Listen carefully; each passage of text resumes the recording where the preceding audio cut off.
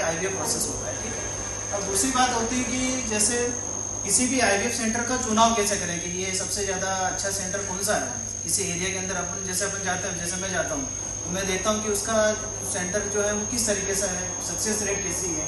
तो सबसे पहला पॉइंट क्या है कि उसकी सक्सेस रेट कैसी है। जैसे आप लोग सभी यहाँ पे आए हैं तो आप किस सोच के यहाँ पे आए हैं, तो सबसे पहले कि उसकी सक्सेस रेट कितनी है, मतलब कितने पेशेंट आए हैं तो कितने पॉजिटिव होके गए, ठीक है। तो आप सबसे पहले उसका सेंटर का सब क्या देखो, सक्सेस रेट कि उसकी सफलता दर कितनी है।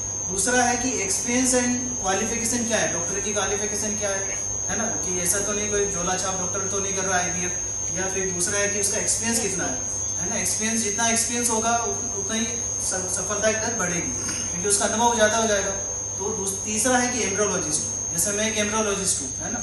जो एम्ब्रोलॉजिस्ट का क्या काम होता है कि जो महिला का जो अंडा निकलता है और पुरुष का जो शुक्राणु होता है उसको बच्चा बनाता है, इसको हम लोग एम्ब्रोलॉजिस्ट ही सारा ये प्रोसेस करते हैं एक लैब के अंदर, ठीक है।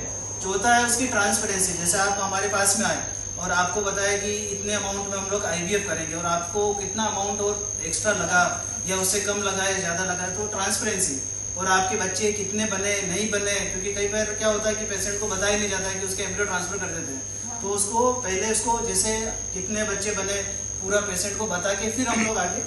तो मतलब ये एक चीज़ होगी ट्रांसपेरेंसी, मतलब डॉक्टर की और मरीज के बीच में ट्रांसपेरेंसी होनी चाहिए।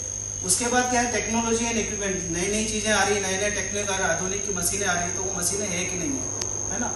उसके बाद ये कि पेशेंट रिव्यू, जैसे अभी आप लोगों के पास में लिस्ट है, आप देखा अपनी सक्सेस रेट है, तो इसमें कितने पॉजिटिव हुए हैं कितने नेगेटिव हुए हैं। ऐसा नहीं कि 100% गारंटी है कि हो जाएगा, ऐसा नहीं होता है। 70 से 80% चांस होते हैं सक्सेस होने के किसी भी आईवीएफ सेंटर में। तो पेशेंट का रिव्यू देखो कि पेशेंट जो पहले आए थे, जैसे फेसबुक पे देख सकते हैं आप, गूगल पे देख सकते हैं कि उस सेंटर पे कितने पेशेंट पॉजिटिव आते हैं।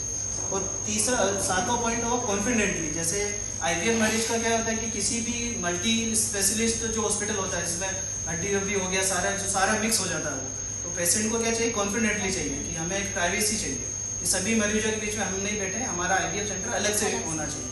तो एक प्राइवेसी होती है, तो वो एक चीज़ आपको उस हॉस्पिटल में देखनी है। तो ये 5 से 7 पॉइंट है जो एक किसी भी आईवीएफ सेंटर को अच्छा बनाने में मदद करते हैं, ठीक है। आपके कुछ सवाल,